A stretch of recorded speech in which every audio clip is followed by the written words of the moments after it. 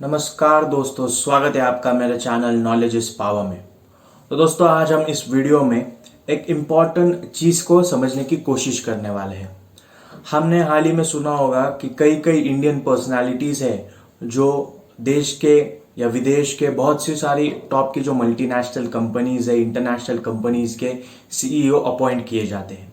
जैसे कि सुंदर पिचाई, सीईओ ऑफ गूगल, फिर Satya Nadella, CEO of Microsoft, और बहुत सारी लिस्ट बहुत ही लंबी है। लेकिन क्या हमने कभी यह समझने की कोशिश की है कि क्यों भारत के नागरिकों को अपने देश को छोड़कर विदेश में या विदेश की कंपनियों में बहुत सारी अच्छी अपॉर्चुनिटीज मिलती है। हाँ, हमें बहुत ही गर्व महसूस होता है कि कोई भारत का नागरिक अगर किसी कंपनी के सर्वोच्च स्थान पर जाकर पहुंच जाता है। लेकिन हमको यह भी समझना होगा कि क्यों क्या हमारे इंडियन गवर्नमेंट्स के क्या फेलियर है कि जो आउटसोर्सिंग जो इंडिया से हो रही है, क्यों रोकने में वो नाकाम हो रही है। और क्यों भारत इतना बड़ा देश होने के कारण, इतने अच्छे उसके पास ह्यूमन रिसोर्सेस होने के कारण भी वो एक ग्लोबल मेजर टेक्नोलॉजिकल प्लेयर नहीं बन पा रहा है। और क्या भारत भविष्य में एक मेजर टेक्नोलॉजिकल प्लेयर बन सकता है। तो इसी के बारे में आज हम इस वीडियो में समझने वाले हैं। वीडियो बहुत ही जानकारी पूर्वक होने वाली है, इससे आपको काफ़ी जानकारी मिलने वाली है। तो लास्ट तक वीडियो तक बने रहे। और वीडियो अगर पसंद आती है तो वीडियो को लाइक कर दीजिए। वीडियो में क्या पसंद आता है ये कमेंट कर जरूर बताएं। इससे हमें मोटिवेशन मिलता है कि अच्छी अच्छी चीजें, अच्छी अच्छी जानकारी पूर्वक वीडियो आपके लिए लाते रहे। और अगर चैनल पर नए हो तो चैनल को सब्सक्राइब कर दीजिए। चलिए वीडियो की शुरुआत करते हैं। तो दोस्तों, एक पॉपुलर नरेटिव है। वो नरेटिव ऐसा है कि इंडिया जो है ना, वो जो मार्केट ड्रिवन के जो ग्रोथ अपॉर्चुनिटीज है, वो उसका लाभ लेने में कहीं तो भी कम पड़ रही है। जैसे कि हम सभी को पता है कि इंडिया बहुत ही बड़ा मार्केट है, उसके बहुत सारे लाभ उठाए जा सकते हैं। जैसे कि हमने जो आफ्टर इंडिपेंडेंस जो 5 ईयर प्लान चलाया, उसमें हमने बहुत सारे पब्लिक सेक्टर्स को बढ़ावा दिया। उसी के बाद जब हमने 1991 का रिफॉर्म्स लाए, जिसमें लिबरलाइजेशन, प्राइवेटाइजेशन, ग्लोबलाइजेशन जैसे कंसेप्ट हमारे फाइनेंस मिनिस्टर उस टाइम के जो मनमोहन सिंह थे, उन्होंने दिए। जो मार्केट हमने ओपन किया दूसरे देशों के लिए, उसी के साथ साथ जो अपॉर्चुनिटीज हमने कई देशों को दी, वो अपॉर्चुनिटीज हम खुद उसका लाभ उठाने में कहीं तक भी कम पड़े।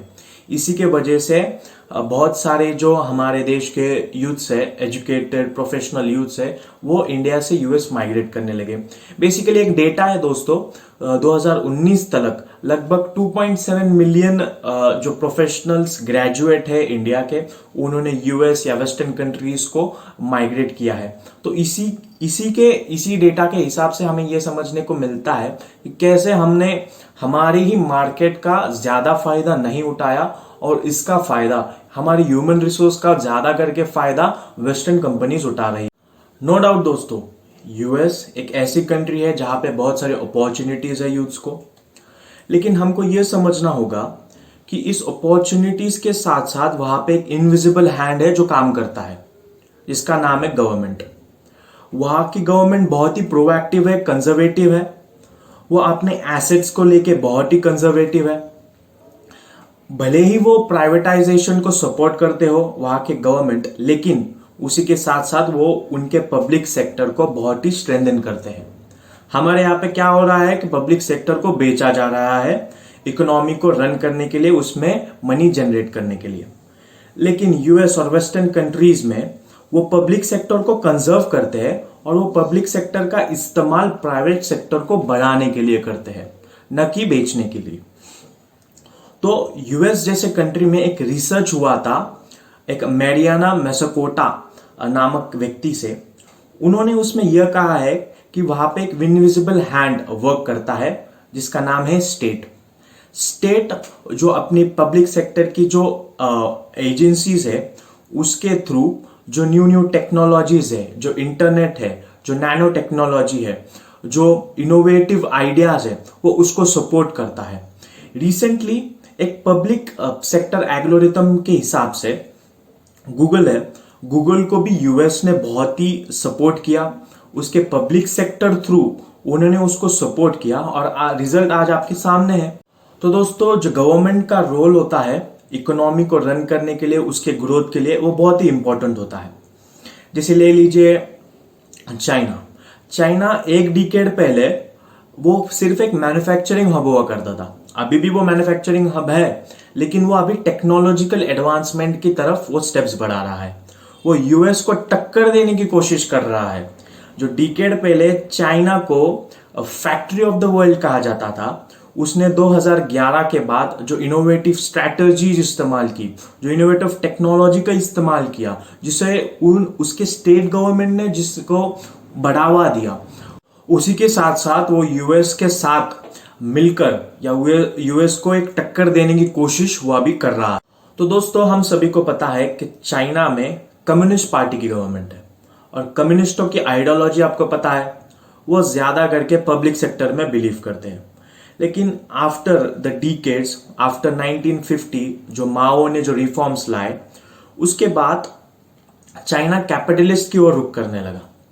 कैपिटलिस्ट बनने की राह पे वो चल पड़ा और वो अब कैपिटलिस्ट है। हालांकि कम्युनिस्ट की सरकार वहां पे है, लेकिन उसके जो आइडियाज है, जो इनोवेटिव आइडियाज है, जो इनोवेशन का जो रुख इस्तेमाल करता है, वो पूरा कैपिटलिस्ट है और वो जो कैपिटलिस्ट कंट्री है। लेकिन जब डिकेड्स पहले जब उसके जो पब्लिक सेक्टर अंडरटेकिंग्स है या पब्लिक सेक्टर एंटरप्राइज है, जब वो वीकेंड हुए थे या जो वो इनसफिशिएंट माने जा रहे थे रन करने में, तो चाइना ने उसको बेचा नहीं, ना कि उसका प्राइवेटाइज किया, ना कि वो किसी तरह से उसको इग्नोर किया। चाइना ने क्या किया? चाइना ने उसको स्ट्रेंथन किया। चाइना ने पहले उसका पब्लिक सेक्टर स्ट्रेंथन किया, फिर मार्केट स्ट्रेंथन किया और उसके साथ साथ ग्लोबलाइजेशन में भी उसने बढ़ावा दिया। तो इसी तरह से चाइना ने बहुत ही स्ट्रेंथन और इनोवेटिव स्टेप्स के साथ साथ इस नए युग में अपना वर्चस्व निर्माण करने की राह पे वो चल पड़ा है। तो जब वो स्ट्रेंथन कर रहा था अपने पब्लिक सेक्टर को, तो उसने क्या किया? उसने एक हाथ पर जो उसके जो पब्लिक सेक्टर थे, जैसे कि light manufacturing sector, export oriented sector, port का सेक्टर, उसने वो खाली प्राइवेटाइज किया। तो अगर आप चाइना के पोर्ट्स अगर आप चेक करोगे, वहां पे गवर्नमेंट का प्रेजेंस है, लेकिन जो वो रन करते हैं वो पब्लिक सेक्टर रन करते हैं।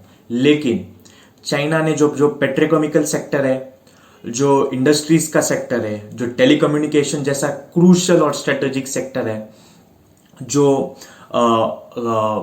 इलेक्ट्रॉनिक्स का जो सेक्टर है, इसी सब सेक्टर पे पब्लिक सेक्टर गवर्नमेंट का बहुत ही तगड़ा हैंड है।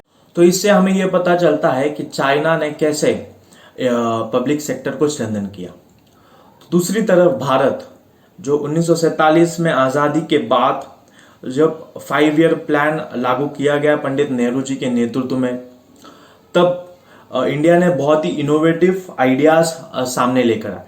जैसे उन्होंने आईआईटीज जैसे संस्थाओं का इस्टेब्लिशमेंट किया, स्पेस एंड एटॉमिक रिसर्च में बहुत ही हैवी इन्वेस्टमेंट किया, एम्स मेडिकल सेक्टर में उन्होंने ज्यादा इन्वेस्टमेंट किया, और अपने जो आईआईटीज, एम्स और जो एटॉमिक रिसर्च की जो संस्थाएं हैं, वो एक वर्ल्ड क्लास स्टैंडर्ड की अब मानी जाती है।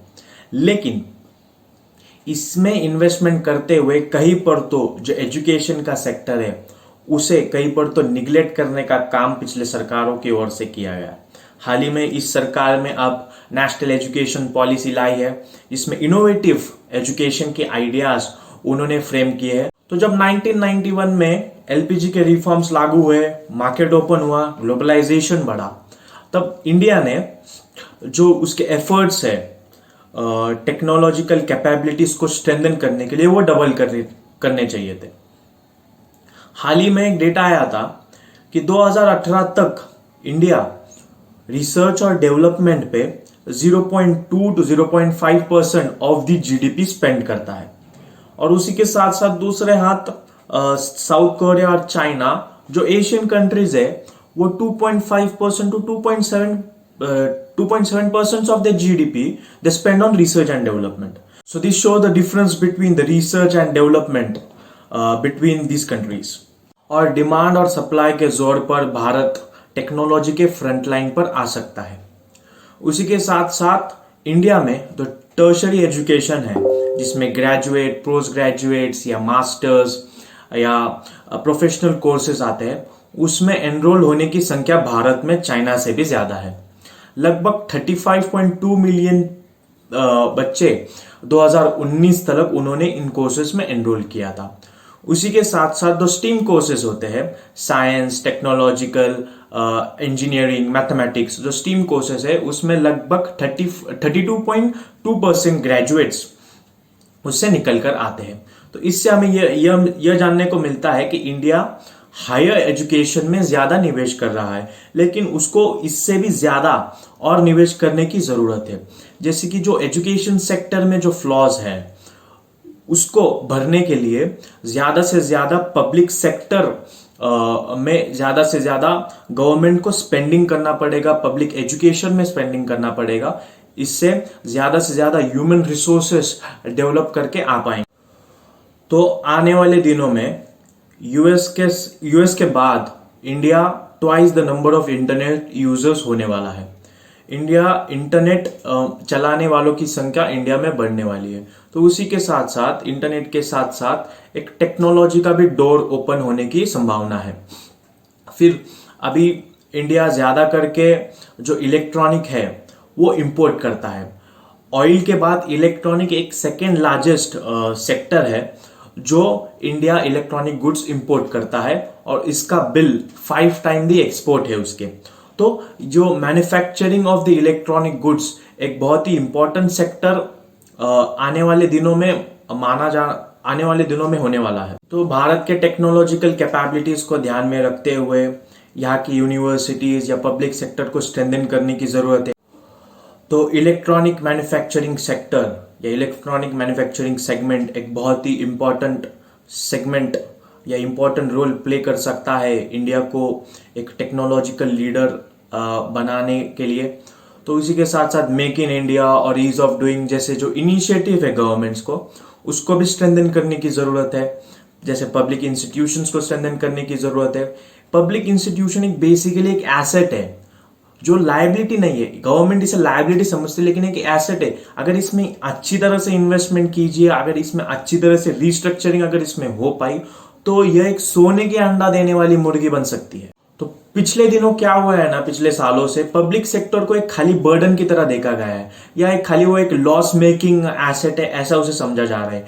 अगर उसको प्रॉपर रिस्ट्रक्चरिंग करेंगे, अगर उसका प्रॉपर उसका एग्जामिन करेंगे, जो उसमें इनएफिशिएंसी अगर उसको टैकल करेंगे ना, तो यह बहुत ही इंपॉर्टेंट सेक्टर माना जाएगा और यह प्रॉफिट मेकिंग सेक्टर माना जाएगा। जैसे कि हम सभी को पता है कि पब्लिक सेक्टर एक ऐसा रोल प्ले करता है जो सोशल और इकोनॉमिक लाइफ में इंडिविजुअल के। तो अगर इस पब्लिक सेक्टर को स्ट्रेंथन करेंगे, उसका बेस अगर स्ट्रांग करेंगे, तो प्राइवेट सेक्टर भी स्ट्रेंथन होगा और एंटरप्रेन्योरल जो बेस है कंट्री का वो ग्रो हो पाए। अगर बेस स्ट्रेंथन हो गया तो भारत के कई कोनों से बहुत सारे इनोवेटिव एंटरप्रेन्योर्स, इनोवेटिव आइडिया लाने वाले यूथ्स आगे बढ़कर आएंगे और यूएस को टक्कर देने में, टेक्नोलॉजी में यूएस को टक्कर देने में काफी मदद हमें इसमें मिले। तो दोस्तों, ये थोड़ी बहुत जानकारी थी कैसे इंडिया एक ग्लोबल टेक्नोलॉजिकल लीडर बन सकता है, क्या इसकी खामियां हैं, कैसे हम पब्लिक सेक्टर को स्ट्रेंथन करते हुए एक इनोवेटिव आइडियाज को बढ़ावा देते हुए कैसे हम एक टेक्नोलॉजिकल लीडर बन सकते हैं। तो होप करते हैं आपको यह वीडियो पसंद आई होगी। वीडियो पसंद आई है तो लाइक किए बगैर बिल्कुल मत जाना। वीडियो में क्या अच्छा लगा, क्या बुरा लगा, ये कमेंट कर जरूर बताना। और चैनल पे ना हो तो चैनल को सब्सक्राइब कर देना। आपका सब्सक्रिप्शन हमको मोटिवेशन देता है ऐसे ही बेहतरीन और जानकारी पूर्वक वीडियो बनाने के लिए। टिल देन के लिए मिलते हैं अगली ऐसी बेहतरीन वीडियो में। टिल देन के लिए good bye, have a nice day, जय हिंद।